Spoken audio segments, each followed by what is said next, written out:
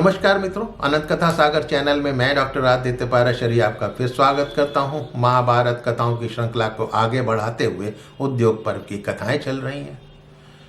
तो पिछले एपिसोड में मैंने माधवी की कथा सुनाई, अयाति का नातियों से कैसे उद्धार हुआ वो कथा सुनाई, और ये कथा के द्वारा नारद ने दुर्योधन को क्या उपदेश दिया वो बताया।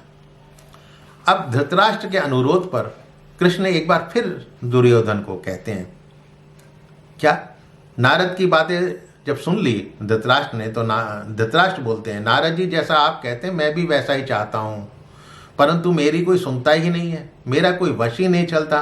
फिर वो श्री कृष्ण से बोलते हैं, केशव आपने जो बात कही है वही हितकर है, धर्म सम्मत है, न्याय संगत है, लेकिन मैं अपने वश में नहीं हूँ। जो कुछ हो रहा है वो मुझे पसंद नहीं है, लेकिन मैं क्या करूं? मेरे दुरात्मा पुत्र मेरी बात मानते नहीं हैं। इस मूर्ख पुत्र को आप ही समझा बुझाकर राह में लाने का प्रयत्न करें। इसकी बुद्धि तो पाप में लगी हुई है, कपटी है, ये क्रूर और विवेक शून्य हो गया है। यदि आप इसे संधि के लिए राजी कर लें तो सभी का कल्याण होगा केशव। तब श्री कृष्ण दुर्योधन से मधुर वाणी में बोलते हैं, तुम उत्तम कुल में उत्पन्न हो, सभी उत्तम गुण तुम्हारे पास विद्यमान है। ऐसा अधम कार्य तो वो करते हैं जो नीच कुल में उत्पन्न हुए होते हैं तथा क्रूर हैं, निर्लज हैं।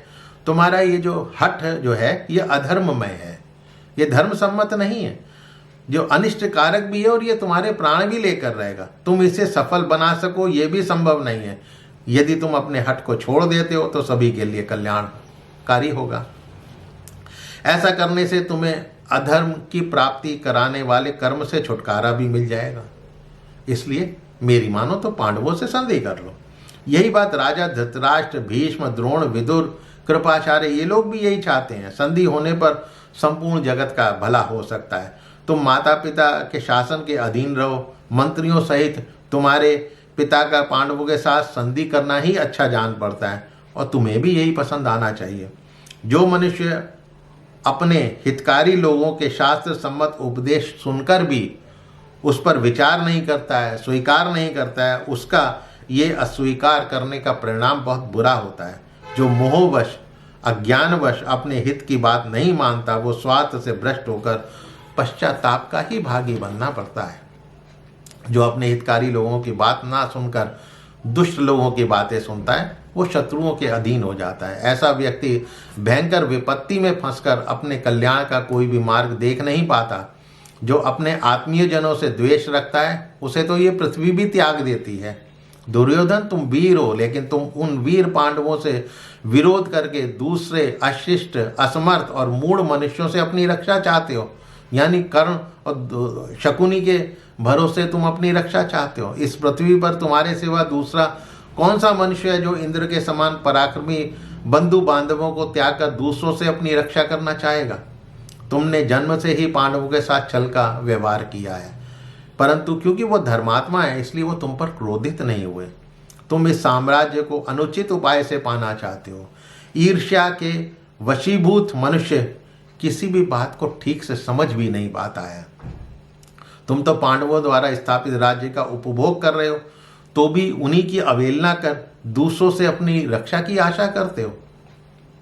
तुम दुशासन, कर्ण, शकुनी इन सब पर अपने ऐश्वर्य का भार रख के उन्नति चाहते हो। ये लोग तुम्हें ज्ञान, धर्म और अर्थ की बात बताने में समर्थ नहीं है, और पांडवों के सामने पराक्रम करने में भी, दिखाने में भी असमर्थ हैं। ये तो भीम की तरफ आंख उठाकर भी नहीं देख सकते। जो तुम्हारी सेना एकत्र हुई है ना, ये भीष्म, द्रोण, कर्ण, कृपाचार्य, भूरिश्रवा, अश्वत्थामा, जयद्रथ, ये मिलकर भी अर्जुन का सामना नहीं कर सकते हैं। ये नरसंहार करने से मिलेगा क्या? अपने पक्ष से किसी ऐसे वीर को ढूंढ निकालो जो अर्जुन पर विजय प्राप्त कर सके, तो तुम्हारी विजय मान ली जाएगी। जिन्होंने साक्षात महादेव के आगे अपने पराक्रम से उनको संतुष्ट युद्ध में किया हो, उस अर्जुन को तुम युद्ध में जीतने की आशा रखते हो? बड़े आश्चर्य की बात है। और फिर जिनका सारथी बनकर मैं साथ रहूं, फिर तो इंद्र भी युद्ध में मुकाबला नहीं कर सकते हैं। दुर्योधन, अपने कुटुंबियों को देखो, कहीं तुम्हारे कारण ये पूरा का पूरा वंश ही नष्ट ना हो जाए। तुम कीर्ति का नाश कर कुलघाती मत बनो। पांडव तुम्ही को युवराज के पद पर आसीन करेंगे और तुम्हारे पिता महाराज पद पर बने रहेंगे। इसीलिए कुंती पुत्रों को आधा राज्य देकर उनसे संधि कर लो और कल्याण के भागी बनो। भीष्म ने भी कहा, श्री कृष्ण जो कह रहे हैं उसे स्वीकार करो, प्रजा का विनाश ना करो। मैं देख रहा हूं कि तुम अपनी धृष्टता के कारण धृतराष्ट्र के जीवित रहते हुए ही राजलक्ष्मी को नष्ट कर दोगे और अपना जीवन तो गंवा बैठोगे ही। द्रोण भी बोले, श्री कृष्ण तथा भीष्म की बातें धर्म सम्मत है, इनको स्वीकार करो।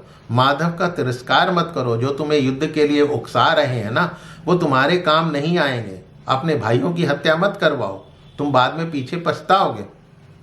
विदुर जी बोलते हैं, मुझे दुर्योधन तुम्हारे लिए शोक नहीं है, अपितु तुम्हारे बूढ़े माता पिता के लिए शोक हो रहा है।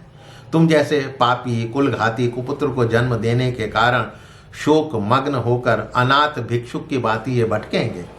धृतराष्ट्र भी बोले, मेरी बात पर ध्यान दो दुर्योधन, कृष्ण ने जो कहा है उचित हो, यही उचित है, मेरी आज्ञा का उल्लंघन मत करो। अब देखते हैं दुर्योधन पे इन बातों का असर होता है या नहीं। तो मित्रों, मेरे चैनल को सब्सक्राइब करना मत भूलिएगा और अपने इष्ट मित्रों से इसको शेयर अवश्य कीजिएगा। मिलता हूँ उद्योग पर्व की कथाओं को आगे बढ़ाते हुए अगले एपिसोड में। तब तक के लिए आज्ञा दीजिए। नमस्कार।